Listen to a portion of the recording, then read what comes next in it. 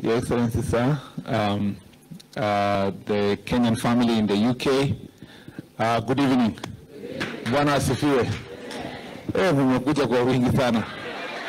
And you look very well, very good, very UDA, more than those of us who've come from Kenya. And I want to thank all of you for hosting us and for coming to welcome His Excellency, the Deputy President. I actually came late because my flight arrived late. And then I went to the room to pretend to prepare myself, then I slept. But then I realized it was, so I called one of my colleagues and asked, is he still there? They said, the DP has just started speaking, come running.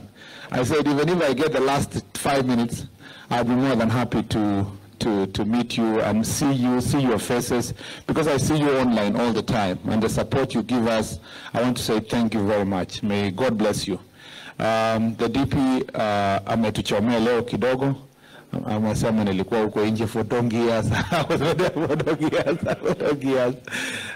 But I'd like Susan, I'm not complaining. I was in the US for a short period of time.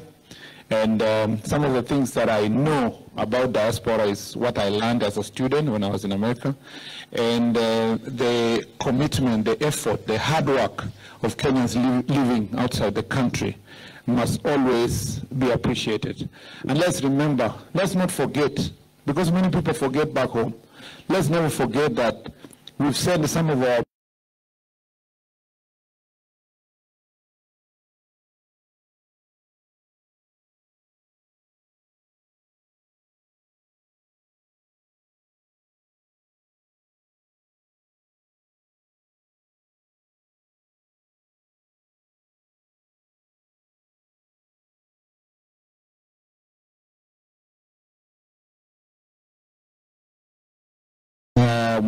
I really understood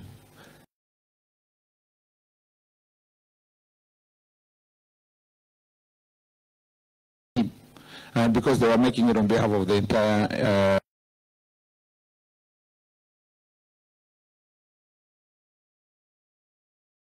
like I said to them, that it is time now we provide mechanisms, structures with government.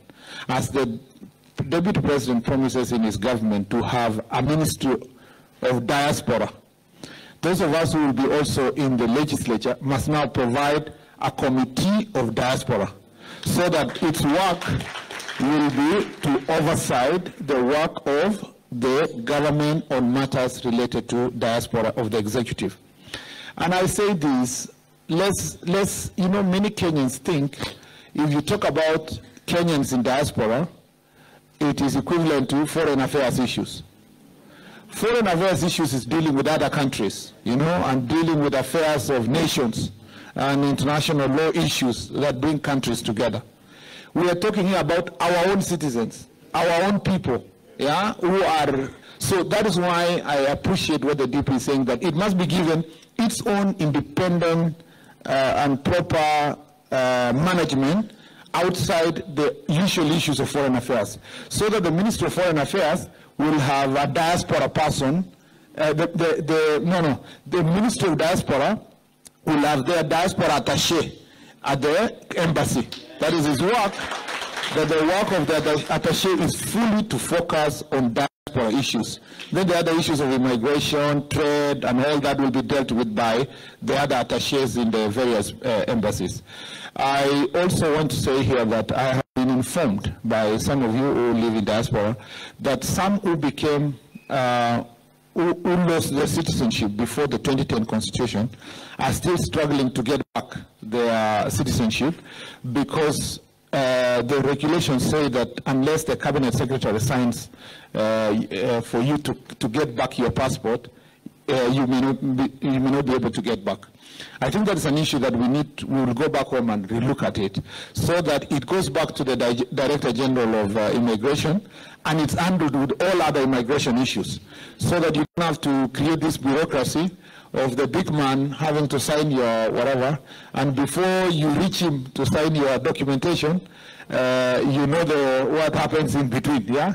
You have to greet him and kneel before him and use an agent and a cousin and all that. We want to reduce that bureaucracy so that we deal with the issue of corruption. Otherwise, I want to say I thank you, people of UK. We love you, we support you. We will do a better job, yeah? By the way, the DP made me learn that in the Senate, we are too many who have lived out of the country. Susan, for the 2 or 3 years, she has said, although the because I don't want to say the DPs, right? We have Senator Olekina over 20 years, Senator Malakai Turkana over 30 years. So it is possible to live here and still come and make contribution back home. I think the issue we just need to deal with is whether a certain cadre of leaders, MCA and MP, even if you have a citizenship of another country, should be allowed to serve. Then, like many countries in the world, just say for president, you must not have a citizenship of another country, because it doesn't stop people coming to serve the way the others have come to serve just by virtue of having gained the citizenship of another country. Thank you very much. Na Mungu awabariki. Yes, we have a gentleman here called Robo. Just 1 minute, Robo. Amjambo. Mimi naitwa Robo, MCA from Mandera. Pia ni aspiring member of parliament for Kamakunji, Nairobi. Number one, I want to thank the diaspora team who have made their time to be here today.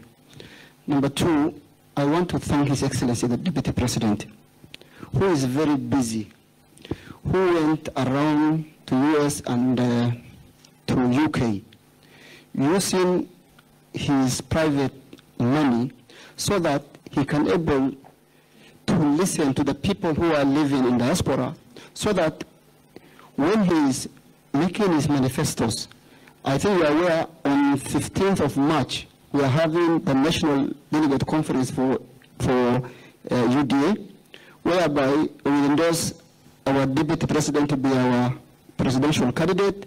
And finally, that at that time, the Deputy President, when he's going around, he is trying to get what is called public participation.